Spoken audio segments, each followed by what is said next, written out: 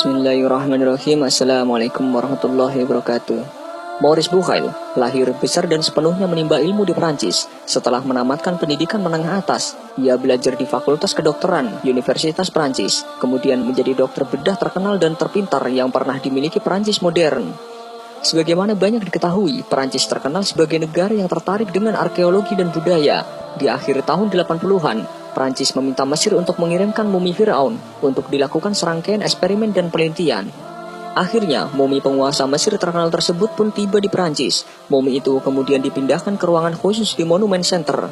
Para arkeolog, ahli bedah dan ahli anatomi mulai melakukan studi tentang mumi ini dalam upaya untuk menyelidiki misteri Firaun. Dokter bedah senior dan ilmuwan yang bertanggung jawab atas studi tentang mumi Firaun adalah Profesor Maurice Bucaille. Sementara proses restorasi mumi berjalan, Maurice Bucaille sibuk dengan pikirannya. Dia mencoba untuk menemukan bagaimana Firaun ini meninggal.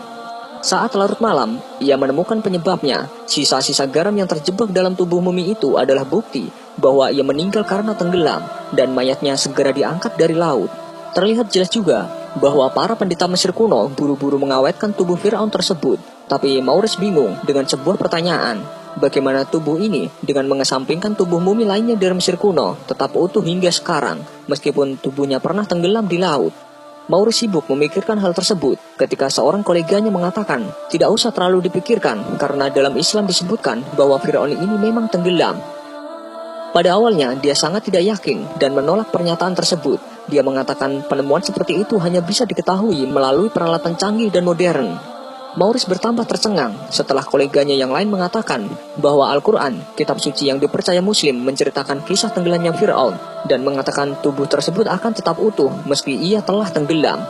Maurice bertambah terkejut dan terus bertanya-tanya dari mana kitab suci umat Islam ini mendapatkan data, sementara mumi tidak ditemukan sampai tahun 1893. Selain itu, Al-Quran juga baru diturunkan kepada umat Islam selama lebih dari 1400 tahun setelah peristiwa tenggelamnya Firaun. Mengingat juga sampai beberapa dekade lalu, seluruh umat manusia termasuk Muslim tidak tahu bahwa orang Mesir kuno mengawetkan Firaun mereka. Maurice Bucaille terjaga sepanjang malam menatap tubuh Firaun, berpikir mendalam soal kitab Al-Quran yang secara eksplisit mengatakan bahwa tubuh ini akan utuh setelah tenggelam. Bisakah dipercaya Nabi Muhammad SAW tahu tentang ini lebih dari 1000 tahun yang lalu, ketika saya baru saja mengetahui hal itu, pikir Maurice. Pikiran Maurice malam itu dipenuhi berbagai pertanyaan dan keheranan tentang kitab suci umat Islam. Mumi tersebut akhirnya dikembalikan ke Mesir. Tetapi karena ia sudah tahu tentang kisah Firaun versi Muslim, ia segera berkemas dan melakukan perjalanan ke Arab Saudi. Kebetulan saat itu di Arab Saudi diadakan konferensi medis yang dihadiri banyak ahli anatomi Muslim. Di sana Maurice memberitahu mereka tentang penemuannya, yaitu bahwa tubuh Firaun itu tetap utuh, bahkan setelah ia tenggelam. Salah satu peserta konferensi membuka Al-Quran dan membacakan surat Yunus ayat 92 yang menceritakan kisah bagaimana tubuh Firaun diangkat dari dasar laut, dan atas izin Allah, tubuh itu akan utuh agar menjadi bahan renungan bagi orang-orang yang berpikir sesudahnya. Dalam kegembiraannya setelah dibacakan ayat tersebut, Maurice berdiri di hadapan para peserta konferensi dan berkata, "Aku telah masuk Islam dan percaya pada Al-Quran ini." Saat kembali ke Prancis, Maurice Bucaille menghabiskan 10 tahun melakukan studi tentang kesesuaian fakta-fakta ilmiah saat ini dengan yang disebutkan dalam Al-Quran. Dia berusaha meyakinkan dirinya bahwa Al-Quran tidak pernah bertentangan dengan satupun fakta ilmiah. Dia kemudian menulis buku tentang Al-Quran yang menghebohkan seluruh negara-negara barat dengan judul The Bible, The Quran and Science, The Holy Scripture Examined in the Light of the Modern Knowledge. Buku tersebut sangat laris dan bahkan ratusan ribu eksemplar telah diterjemahkan dari bahasa Prancis ke bahasa Arab, Inggris, Indonesia, Persia, Turki, dan Jerman. Bahkan tersebar ke hampir semua toko buku di seluruh dunia.